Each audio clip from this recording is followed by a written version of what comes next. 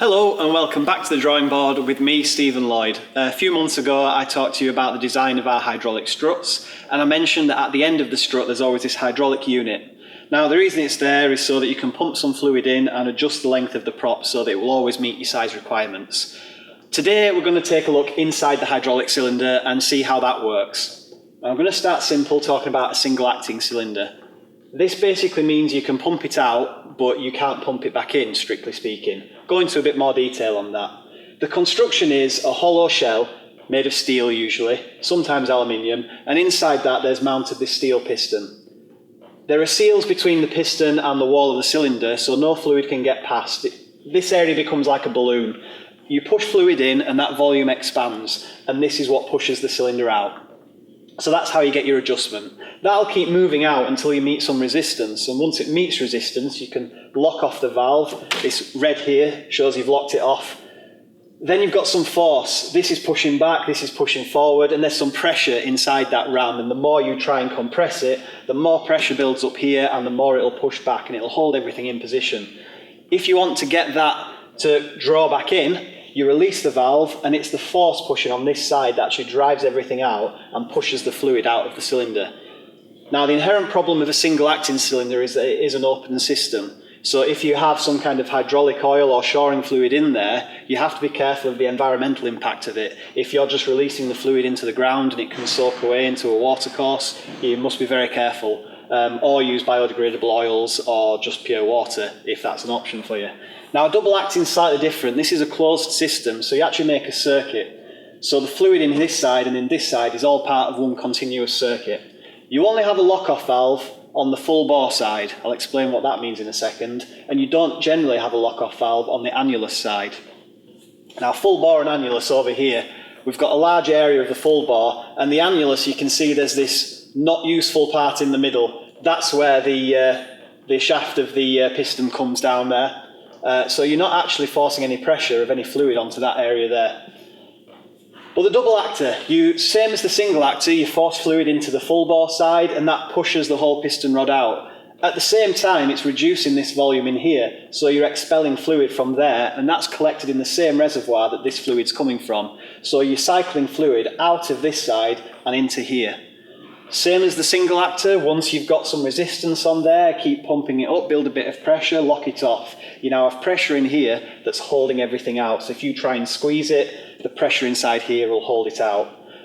If you release the lock-off valve then, you can in theory push it back by using the force that you've got generated, and that'll draw fluid in here and push it out of there. But the reason you use a double acting cylinder is because you want to actually drive fluid into this side to forcibly withdraw this ram. You'll see these on excavators, JCBs and stuff. You want to lift things, so you pump in that side, but you may also want to drive things down, so you pump it in this side, so you can actually produce force in both directions. There is a little bit of tension resistance in hydraulic cylinders, but that's generally limited by the connection between this piston rod here and the piston head. The bolts linking those together tend to be quite weak. They don't usually need to generate any kind of tension, and if they're purely in compression, the bolt's not really doing any work other than just physically holding it in place. So you've got to be very careful if you're withdrawing rams or if you're putting tension on a ram, not to over-tension this piston rod, because that can damage the ram. Having a look again at the full bore and annulus areas, I want to talk about the areas that you're dealing with.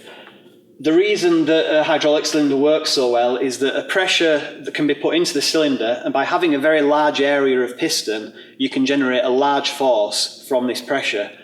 But because the hoses and tubes and what you're feeding the liquid in with is a very small area, you don't need a lot of force to drive that fluid in to get a very large force out.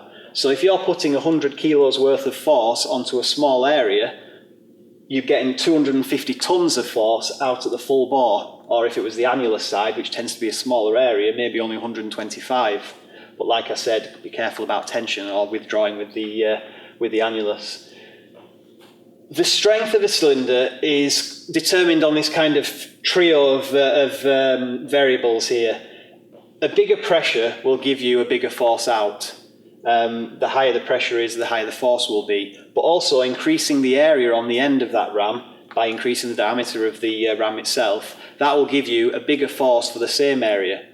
At the same time, increasing that diameter makes the whole shell weaker, because a bigger diameter shell can take less pressure before the tension in the shell fails. So you'd have to make it thicker.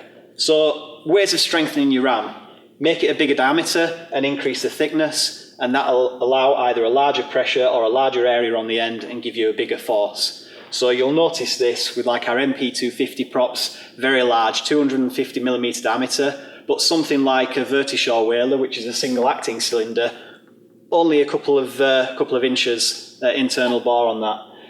I'm not going to go into too much detail.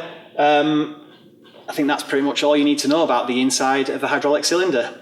Thank you very much. If you enjoyed this, please like and subscribe, and please come back to the drawing board later.